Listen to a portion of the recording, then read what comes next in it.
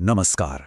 आज हम एक ऐसी डरावनी कहानी के हर एक हिस्से को खोलकर देखने वाले हैं जो सच में रोंगटे खड़े कर देती है। कहानी का नाम है काल का छलावा। और ये सिर्फ कोई कहानी नहीं है, बल्कि ये इस बात की पड़ताल है कि डर हमारे दिमाग के साथ क्या क्या कर सकता है। तो चलिए इस कहानी के खौफनाक ताने बाने में उतरते हैं। कहानी की शुरुआत होती है एक बहुत ही सीधी साधी लेकिन सुनने में बेहद डरावनी लगने वाली चेतावनी से। ये शब्द सिर्फ एक सलाह नहीं है, बल्कि ये उस खतरे का सायरन है जो आगे पूरे सफर पर मंडराने वाला है। तो चलिए मिलते हैं कहानी के किरदारों से। 40 साल के ऋतिक और उनका 12 साल का बेटा नन्नू, दोनों एक बुलेट पर सवार हैं। पूर्णिमा की रात है और हाईवे बिल्कुल सुनसान, मतलब हॉरर कहानी के लिए माहौल एकदम परफेक्ट है।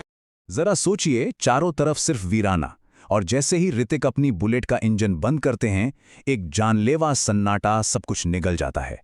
और यही सन्नाटा कहानी के डर की पहली ईंट है, क्योंकि कहते हैं ना, खालीपन को भरने के लिए डर सबसे पहले दौड़ कर आता है।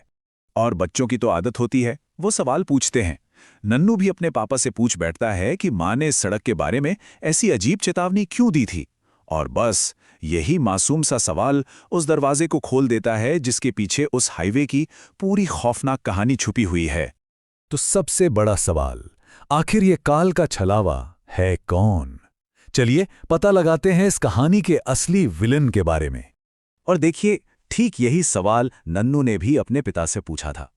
ये एक सवाल हमें सीधे उस खौफनाक लोक कथा की तरफ ले जाता है जो ना जाने कब से उस पूरे इलाके में अपनी दहशत फैलाए हुए है।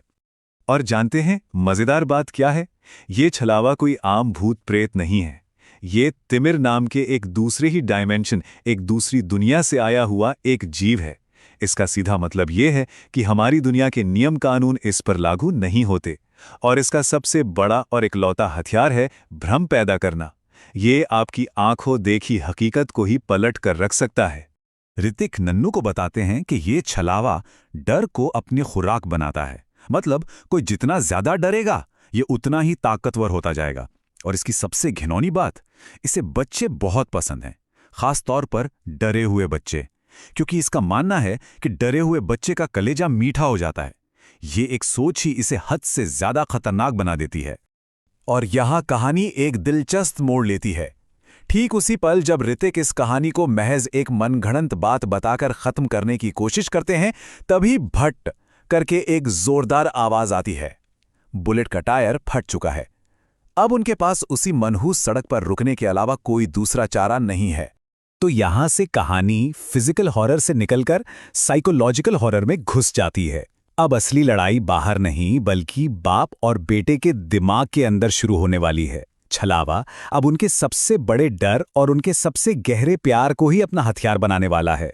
सबसे पहले छलावा हमला करता है नन्नू पर। वो जानता है कि एक बच्चे का भरोसा जीतना या तोड़ना सबसे आसान होता है, और वो वही करता है। वो उसकी आंखों के सामने की सच्चाई को पूरी तरह से बदल देता है। नन्नू को अपने पिता ऋतिक नहीं दिखते, बल्कि उनकी जगह नीली चमड़ी, लंबे कान और उल्टे पैरों वाला एक भयानक राक्षस नजर आता है। ये छलावे की पहली चाल थी, भरोसे की सबसे मजबूत कड़ी, यानी एक पिता के रूप को ही तोड़ दो ताकि बच्चा अकेला और बेसहारा महसूस करे। अब बारी थी ऋतिक की। छलावा अब ऋतिक के दिमाग पर हमला करता है। और सोचिए, एक पिता को तोड़ने का सबसे असरदार तरीका क्या हो सकता है? उसके बच्चे को खतरे में दिखाना। जब नन्नू को अपना असली पिता नजर आता है और वो हिफाजत के लिए उनकी तरफ दौड़ता है, तो ऋतिक को अपना बेटा नहीं दिखाई देता।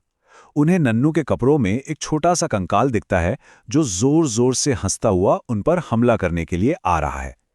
ये छलावे का सबसे क्रूर मजाक था, क्योंकि उसने प्यार को ही एक हमले में बदल दिया था। और बस यहीं पर कहानी अपने सबसे भयानक और दर्दनाक मोड़ पर पहुंचती है। एक ऐसी गलती, एक ऐसी त्रासदी जिसे कभी ठीक नहीं किया जा सकता। एक गलती, जब इंसान डर और भ्रम के साए में होता है ना, तो वो क्या कर सकता है, इसकी कोई सीमा नहीं होती। और यही इस कहानी का सबसे डरावना सच है।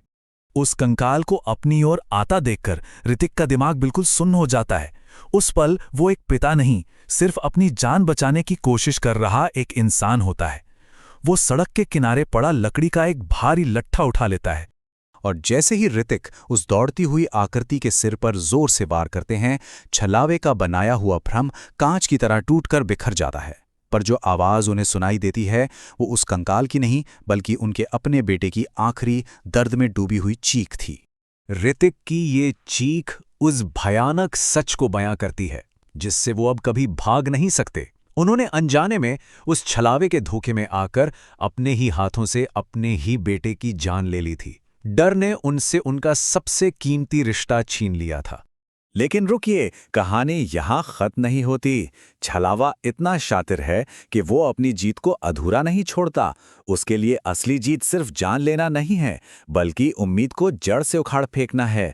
अपने बेटे को खोने के गम में डूबे ऋतिक को पुलिस जीप में एक आखिरी बार नुन्नू की आवाज सुनाई देती है, पापा। ये छलावे का अंतिम और सबसे क्रूर धोखा था। वो ऋतिक की उम्मीद को ही उसके खिलाफ इस्तेमाल करता है और अपने बेटे तक पहुंचने की आस में ऋतिक चलती जीप से छलांग लगा देते हैं, लेकिन सड़क पर नहीं, बल्कि सीधे एक गहरी खाई में। और पास ही कहीं वो काल का छलावा खड़ा होकर अपनी जीत पर ठहाके लगा रहा था। उसने सिर्फ एक परिवार को तोड़ा नहीं था, उसने उसे पूरी तरह से नेस्तो नाबूद कर दिया था और ये साबित कर दिया था कि वो दिमाग का असली मालिक है। ये कहानी अपने पीछे एक बहुत ही परेशान करने वाला सवाल छोड़ जाती है। क्या असली राक्षस वो छलावा था, या फिर वो डर था जिसने एक पिता की आंखों पर ऐसा पर्दा डाला कि उससे वो करवा दिया जो कोई सपने में भी नहीं सोच सकता। ये कहानी हमें बताती है कि जब डर हम पर हावी हो जाता है तो हकीकत और भ्रम का फर्क मिट जाता है। शायद सबसे बड़ा छलावा तो हमारा अपना डर ही है।